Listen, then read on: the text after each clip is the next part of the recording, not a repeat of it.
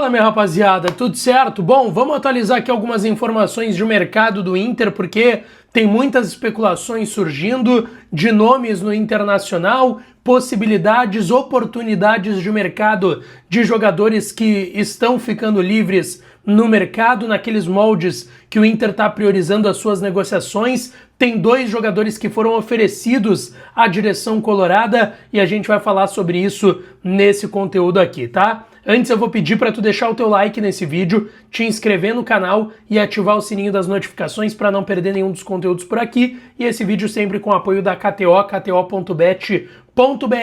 Hoje tem jogos de Copa do Brasil, Champions League, pré-Libertadores, tem muita coisa para tu ir lá na KTO e dar uma brincada, tá certo? Bom, gente, vamos lá.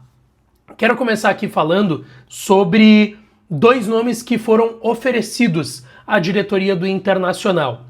E são 2 nomes dentro das condições, principalmente de zagueiros, que o Inter está procurando no mercado. O Inter hoje tem uma ideia de que precisa de mais um zagueiro para completar o seu grupo para esse primeiro semestre. A não ser que, além de vir um zagueiro, apareça uma oportunidade de mercado na mesa da direção. E eu vou chegar lá.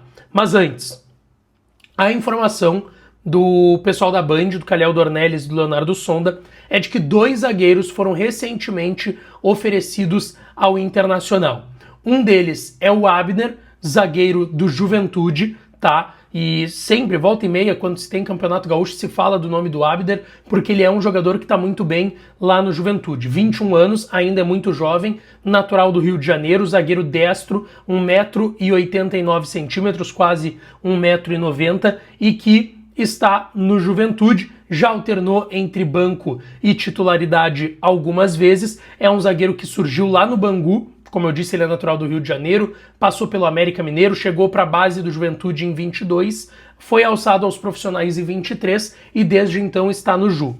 Ele chegou a negociar com o Botafogo no ano passado, ele renovou seu contrato no início do ano, depois do gauchão do Juventude, que caiu na semifinal contra o Grêmio, naquele jogo lá no Jacone nos pênaltis, e aí logo depois ele renova o seu contrato até 2027, tá? Então ele ainda tem 2 anos de contrato, esse ano de 26 e o ano que vem de 27, ele chegou a negociar e quase foi vendido para o Botafogo, o negócio melou no último momento e ele segue no Juventude. Esse nome foi oferecido à direção do Internacional. O Abner, ele não é uma novidade entre as pessoas do departamento de futebol do Inter.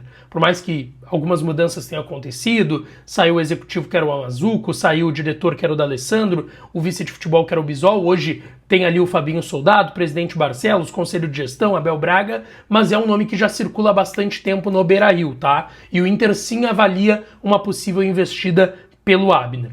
O outro nome que surgiu para a direção do Internacional é um nome que não agradou até o momento, que é o Zé Vitor, que é um zagueiro brasileiro que está em Portugal, José Vitor, né, conhecido como Zé Vitor. Ele está no Nacional da Ilha da Madeira, joga lá com o Matheus Dias, volante ex-Inter. Ele surge no América Mineiro, depois vai para o Bahia, para Tombense e vai para o futebol português. Eu sei que muita gente, quando vai ouvir esse nome e a trajetória dele, vai pensar no Cleiton Sampaio, que é um jogador que também veio de clube pequeno lá de Portugal. No caso do Zé Vitor, ele ainda está num clube que joga a primeira divisão. O Cleiton Sampaio, ele tinha subido para a primeira divisão, estava na segunda com o AVS de Portugal.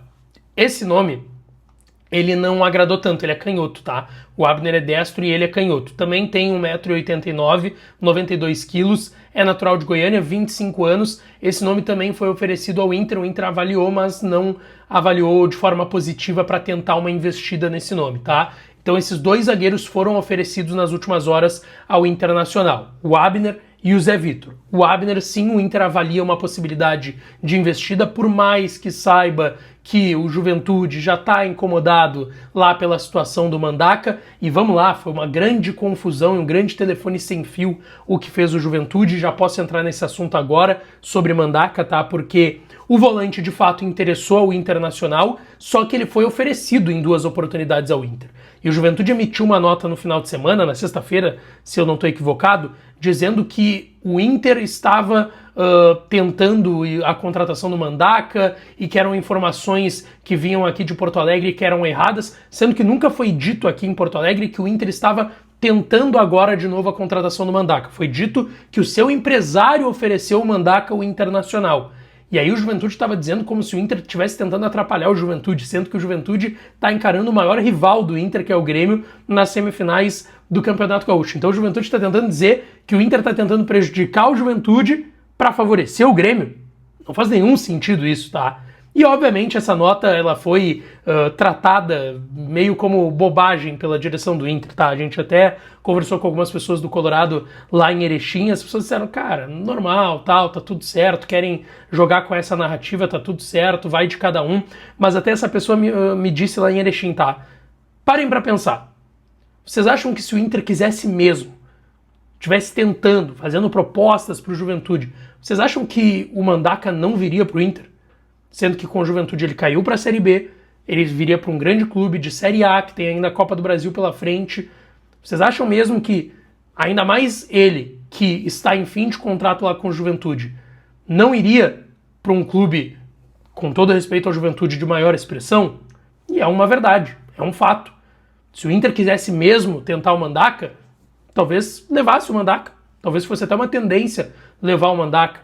Então o Inter tá meio assim, tá dizendo que não quer o Mandaca, mas o Inter admite que sim, o empresário do Mandaca bateu na porta da direção do Inter de novo nos últimos dias e ofereceu o jogador, tá? Sobre o Lucas Fasson, que é outro zagueiro aí que o Inter tava tentando. Gente, não vou descartar o nome porque a gente sabe como é mercado de transferências, é muito vai e vem, num dia tu tá acertado com o jogador, no outro não tá mais, num dia tu não quer o jogador, no outro aparece uma oportunidade e tu vai lá e contrata o cara. Então assim, não vou descartar 100% o nome do Lucas Fasson, mas pelo que eu ouvi de uma pessoa importante do futebol do Inter, não é tendência a contratação do Lucas Fasson, apesar do Inter ter demonstrado esse interesse no jogador, tá?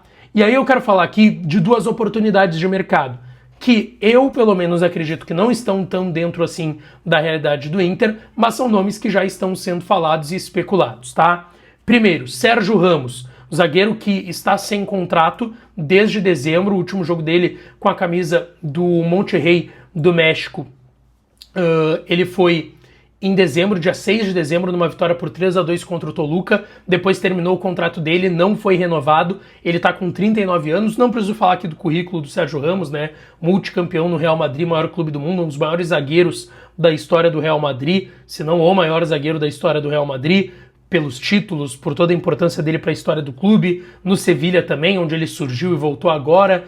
Jogou a Copa do Mundo de Clubes, fez 2 gols pelo Monterrey agora no meio de 25, tá livre no mercado. Até tem se falado, falei de Juventude, né? A informação que vem lá de Caxias é que o Sérgio Ramos é um dos investidores interessados na SAF do Juventude, mas ele não se aposentou, ele ainda tem interesse de jogar. Fisicamente, jogou normalmente lá no Monterrey do México, está bem fisicamente, tem muita gente pedindo ele no Inter. Assim, o que eu posso dizer para vocês, tá? O Inter não fez até o momento nenhum movimento pelo Sérgio Ramos. Não tem nenhum movimento. E eu também não acredito que o Inter vai fazer. Para ser bem sincero, vocês sabem que eu sempre jogo bem limpo com vocês nesse sentido, né? Vamos lá, gente. O Inter tem condição de pagar o salário do Sérgio Ramos? Pensa bem aí do outro lado. O Inter tem condição de pagar as luvas do Sérgio Ramos? Pensa bem aí do outro lado. Então assim, gente, claro, repito, mercado de transferências. Pode aparecer um investidor e querer botar dinheiro, pode acontecer de tudo. Mas assim, hoje, primeiro, o Inter não procurou o Sérgio Ramos, que está livre no mercado de fato, e assim, dentro das condições financeiras do Inter, é muito difícil que procure o Sérgio Ramos. Assim como é muito difícil que procure o Felipe Coutinho, que já tem muita gente nessa manhã falando, pô, o Barcelos deveria pelo menos ligar e tal, alguma coisa. Eu até concordo que deveria, para pelo menos tirar a dúvida. Eu acho que vale dirigir para o diretor de futebol, mesmo que ele saiba que seja praticamente difícil, pelo menos ligar para perguntar e tal, será que tem alguma chance, tem algo que eu possa fazer?